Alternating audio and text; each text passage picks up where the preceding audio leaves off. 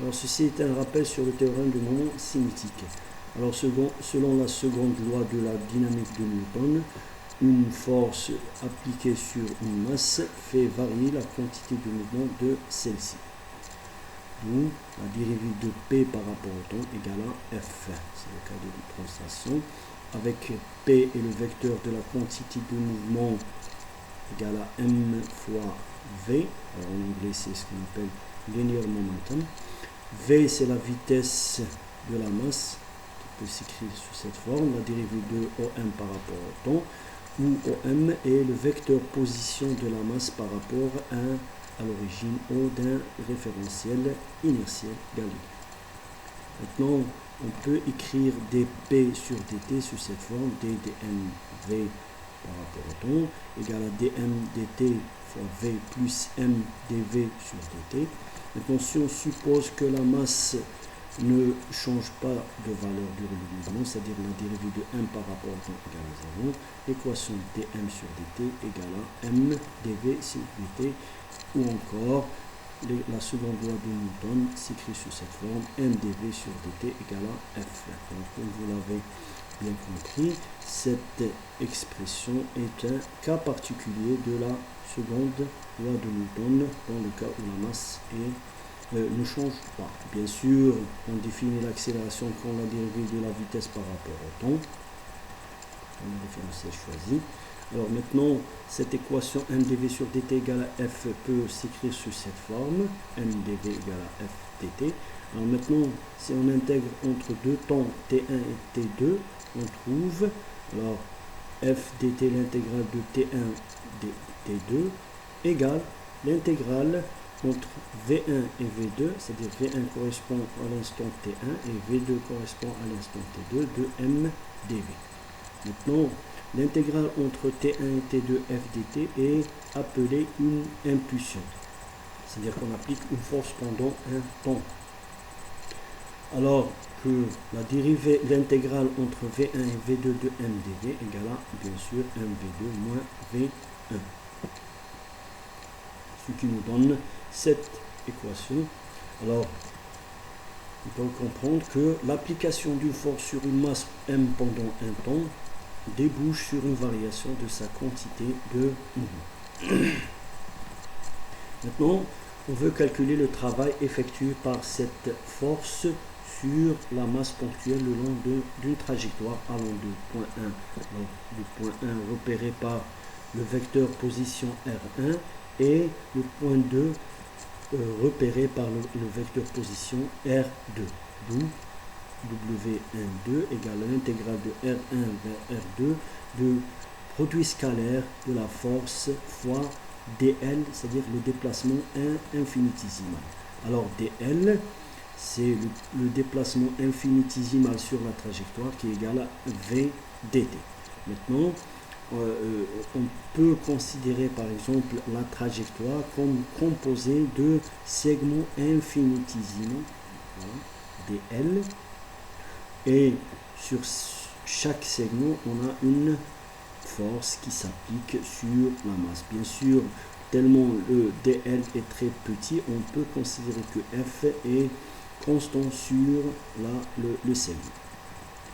Alors, le travail W12 égale à R1, R2, l'intégrale de R1 vers R2 de FDL. En remplaçant dl par son expression VDT, on aura cette expression. Mais F, selon la seconde loi de Newton, égale à M dV sur dt. Alors, en remplaçant dans l'expression du travail W12, on aura cette expression de T1, l'intégrale de T1 vers T2, de MdV sur dt, V dt.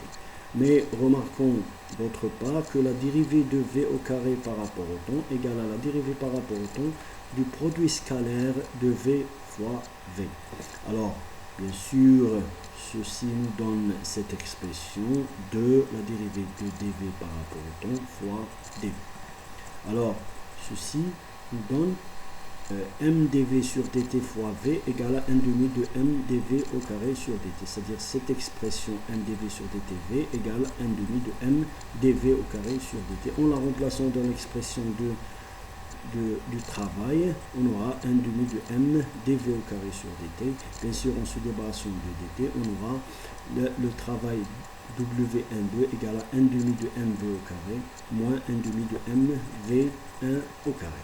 Alors, on peut dire que le travail effectué par la force sur la masse m entre les deux points 1 et 2 est égal à la variation de l'énergie cinétique de la masse entre ces deux points. Bien sûr, dans l'absence de dissipation. Alors, il faut remarquer aussi que ce théorème n'est valable que si la masse m était constante. C'est très important. Maintenant, parfois, la seconde loi de la dynamique de Newton n'est pas suffisante pour décrire le mouvement d'un système. Alors, c'est le cas, par exemple, d'un couple physique. Alors, c'est quoi un couple physique? Alors, on aura, par exemple, un objet qui tourne. Alors, c'est à cause des deux forces F1 et F2 qui font tourner cet objet autour d'un axe qui passe par exemple par O. Alors, dans ce cas-là, le F1 et le F2 sont des forces de même module, mais dans deux directions opposées. Alors, si on applique la somme des forces égale à MA, ici, la somme des forces égale à 0. C'est-à-dire que cela peut nous amener à dire qu'il n'y a pas d'accélération. Mais ce qui est faux, le système tourne bel et bien que la somme des forces égale à 0. Alors, dans ce cas-là, on a recours à un concept dit moment de force, ou plus généralement moment d'un vecteur par rapport à un point ou un axe. Alors, par exemple, dans ce cas, le moment de la force par rapport à un point O de la force F égale à, alors par définition, c'est OP vectoriel, c'est le produit vectoriel de F. Alors, O, c'est le point par rapport auquel on va définir le moment de la force, O. Le P, c'est le point d'action de la force. Et F, c'est la force qui s'applique au point O sur une masse, par exemple. Alors, par exemple, dans le cas d'un couple, M total des deux forces égale, par exemple, si on veut définir le moment des forces par rapport au point O, alors on aura le moment de la force par 1 par rapport O, plus le moment de la force 2 par rapport à O, qui est égal à R1 vectoriel F1. Alors R1, c'est le vecteur distance entre O et le point d'action de F1. Plus R2 vectoriel F2, c'est le vecteur qui relie le point O et le point d'action de la force F2. Bien sûr, OP est appelé bras de levier. Maintenant, le vecteur moment de la force est bien sûr, c'est une propriété du produit vectoriel, est perpendiculaire au plan qui contient le vecteur R et le vecteur F. Il est toujours perpendiculaire. Maintenant, la direction du vecteur moment est définie par une convention, ce qu'on appelle la convention du tire-bouchon. C'est pour cela que le vecteur moment est ce qu'on appelle un pseudo-vecteur. C'est-à-dire il n'a pas un sens physique, il est défini par convention.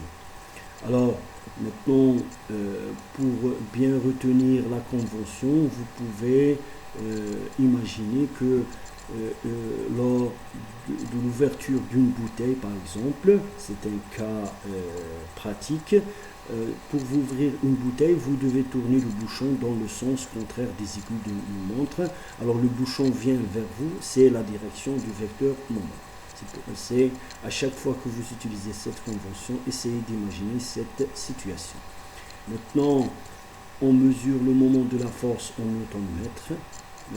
Alors, comme tout vecteur, le moment du vecteur d'une force par rapport à un point O est le module fois le vecteur unitaire qui définit la direction du vecteur.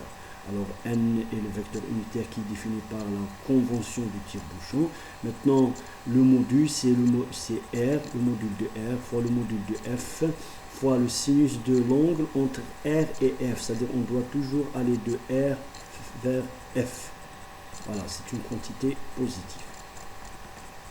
Maintenant, si on applique ce concept de moment à la seconde loi de Newton, ndv sur dt égale à F, alors on aura d'un côté R vectoriel ndv sur dt égale, et de l'autre côté R vectoriel F, c'est les forces qui s'appliquent sur la masse.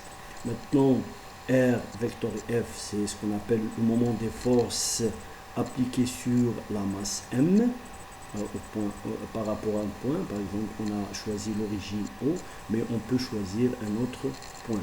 Alors la dérivée de R vectoriel V égale la dérivée de R. On remarque aussi que la dérivée par rapport au temps de R vectoriel V égale à dr dt, vectoriel V plus R vectoriel dv sur dt. Mais la dérivée de R par rapport au temps égale à V, d'où V vectoriel V égale à 0, bien sûr, c'est une propriété du produit vectoriel. Maintenant, on aura R vectoriel dv sur dt égale la dérivée par rapport au temps de R vectoriel V. Maintenant, si on remplace dans cette expression, bien sûr, M c'est une constante qu'on peut la faire sortir. Maintenant, on aura la dérivée par rapport au temps de R vectoriel mv égale le produit vectoriel de R vectoriel F. Alors on définit une quantité J égale à R vectoriel mv par rapport à, bien sûr, à O. C'est ce qu'on appelle le moment de la quantité du mouvement, c'est-à-dire par définition, mv c'est la quantité du mouvement, R vectoriel mv c'est bien sûr le moment de la quantité du mouvement, mais qui a un autre nom, c'est le moment angulaire, ou encore c'est le moment cinétique. Le vecteur G par rapport à O, c'est ce qu'on appelle le moment cinétique par rapport au point O. Alors l'équation, cette équation, on peut l'écrire sous cette forme générale, c'est la variation dans le temps du vecteur moment cinétique par rapport à O égale au moment des forces appliquées sur cette force par rapport au point O, utilisé souvent dans les cas de rotation. Alors, pour résumer, on peut dire que, comme dans le cas d'une translation où une force externe appliquée sur une masse ponctuelle M fait varier sa quantité de mouvement, la dérivée de P sur dt est due à une force externe appliquée sur une masse, dans le cas d'une translation, un moment de force, en anglais ce qu'on appelle torque, appliqué à une masse fait tourner celle-ci et par conséquent varier son moment cinétique, c'est-à-dire la variation du moment cinétique d'un point par rapport à un point O est due à l'application d'un moment de force sur cette masse.